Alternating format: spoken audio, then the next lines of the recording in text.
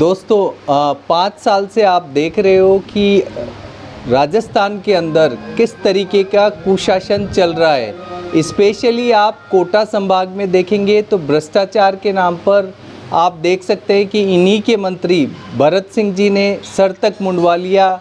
खूब सारी चीज़ें उन्होंने सरकार के सामने रखी बट उनकी सुनी नहीं गई। बिजली के लिए आप कहेंगे तो बिजली के लिए भी आप देखिए कि अशोक चांदना इन्हीं के मंत्री थे और उन्होंने भी ये कहा कि किसानों को समय पर बिजली नहीं मिलती। आप इनका कुप्रबंधन देखिए कि आज की न्यूज़ है, आज ये हालत ये कि कर्मचारियों को ये पैसे नहीं दे पा रहे हैं। क्यों कि राजस्थान सरकार है वो 5,65,000 इतना कर्ज ले चुकी है, जो 2000 अगर 5 साल पहले देखेंगे तो ये कर्ज 2.25 लाख के करीब था। आज राजस्थान सरकार है उस पर कर्ज का बोझ बढ़े जा रहा है। जहां विकास के लिए कार्यों के लिए पैसे चाहिए वो उनको मिल नहीं पा रहे हैं। उनका कुप्रबंधन रेवेन्यू का ऐसे है कि आय से ज़्यादा खर्च कर दिया है इन्होंने। आप देखिए आय तो लगभग 90,000 के करीब है सालाना और खर्च इन्होंने 2-2.5 लाख कर दिया। तो आएगा कहाँ से? कर्मचारी आज जो विकास योजनाएं हैं वो ठेकेदार वो पैसे कर रहे हैं, 4 महीने से उनको पैसे नहीं दिए जा रहे। तो अब जाकर के विकास कार्य रुक जाएंगे, रेवेन्यू मॉडल ख़राब हो जाएगा। आप इनको देखोगे ये कहते हैं कि कोरोना काल में हमने बहुत अच्छा किया, तो कोरोना काल में भी आप देख सकते हो कि किस तरीके का यहाँ कुप्रबंधन रहा कोटा के अंदर।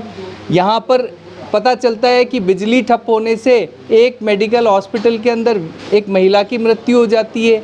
कहीं पर पता चलता है कि महिला है उसका आंखों की पलकें हैं वो कुतर गए, चूहे कुतर गए। तो इस तरीके का कुप्रबंधन इनका। शिक्षा में आप देखोगे तो आत्महत्याएं हुई, उसके लिए भी ये सरकार जवाबदेही नहीं, आज तक जवाबदेही नहीं है इनका।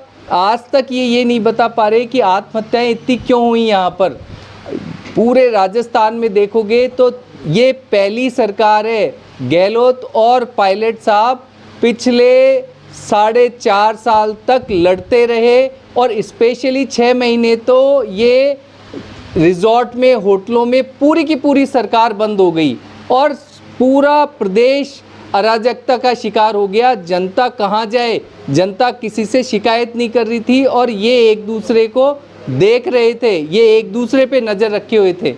आज भी जब आरोप ये था गहलोत साहब का कि 10-20 करोड़ रुपए लेकर के ये विधायक वहाँ गए हैं, आज गहलोत साहब का स्टेटमेंट ये आ रहा है कि इन विधायकों का कि मैं पायलट साहब का इतना सम्मान करने लग गया, हम लोगों में इतनी पटरी बैठने लग गई कि मैं इनके विधायकों का अब समर्थन करूंगा, बल्कि इनको टिकट भी दिलाऊंगा और कईयों को तो ये दिला भी चुके हैं। आप देखिए, तो मेरा प्रश्न ये है कि क्या आप इन्हीं भ्रष्टाचारियों को टिकट देकर के जिताना चाहते हैं? क्या जनता के साथ वही लूट रखना चाहते हैं? क्या आपका झगड़ा, अच्छा ये झगड़ा ऐसा नहीं है कि अभी मिट गया। पायलट साहब का भी स्टेटमेंट आया कि आला कमान है, आला कमान का विरोध जिन भी विधायकों ने किया उन लोगों के टिकटों के अंदर भी मैं विरोध नहीं करूंगा, बल्कि उनको टिकट दिलाने में सहायता करूंगा। तो दोनों एक दूसरे पे वार पलटवार कर रहे हैं। तो आज भी देखेंगे तो ये राजस्थान की जनता को फिर भ्रमित करने की कोशिश कर रहे हैं। जादूगरी जो शब्द है ना, अशोक गहलोत साहब जादूगर हैं, तो जादूगरी टिकाऊ नहीं होती है। जनता इस भ्रमजाल में ना फंसे। आप इजराइल और दूसरा तुष्टीकरण पे आ जाते हैं तो इजराइल और हमास का युद्ध देख लीजिए, क्या हुआ। हमास के थोड़े से लोगों ने वहाँ के 21 शहरों को बर्बाद कर दिया, अंदर घुस गए। विकास करने में जो 100 साल लग जाते हैं, यदि तुष्टीकरण की मानसिकता अगर रखेंगे लोग बाग तो शहरों को बर्बाद होने में थोड़ा सा वक्त लगेगा। बहुत सारे कांग्रेस के ऐसे लोग हैं जो आज भी हमास को बहुत बढ़िया मानते हैं। मैं आप सबसे यही बार बार गहलोत साहब से ये कहने की कोशिश करूँगा कि भारत देश जो तरक्की कर रहा है उस तरक्की के लिए ये इस तरीके से ना करें कि विचार जो भारत का सांस्कृतिक मूल्यों का, सनातन का विचार जो आगे बढ़ रहा है उसको रोका जाए। ये पाखंडीवाद नहीं चलेगा कि आप एक तरफ तो जनेऊ पहनने की कोशिश करो और दूसरी तरफ आप गाय काटने के लिए केरल में जाकर उसका समर्थन करो। तो ये चलने वाली बात नहीं है, ये तुष्टीकरण की नीति नहीं है। भारत बहुत तेज़ी से आगे बढ़ रहा है। गारंटियां जो देने की कोशिश कर रहे हो, देखा ना आपने हिमाचल में गारंटी दी, आज वो कहते हैं कि हमने गारंटी दी थी, उसकी कमेटियां बना दी गई है।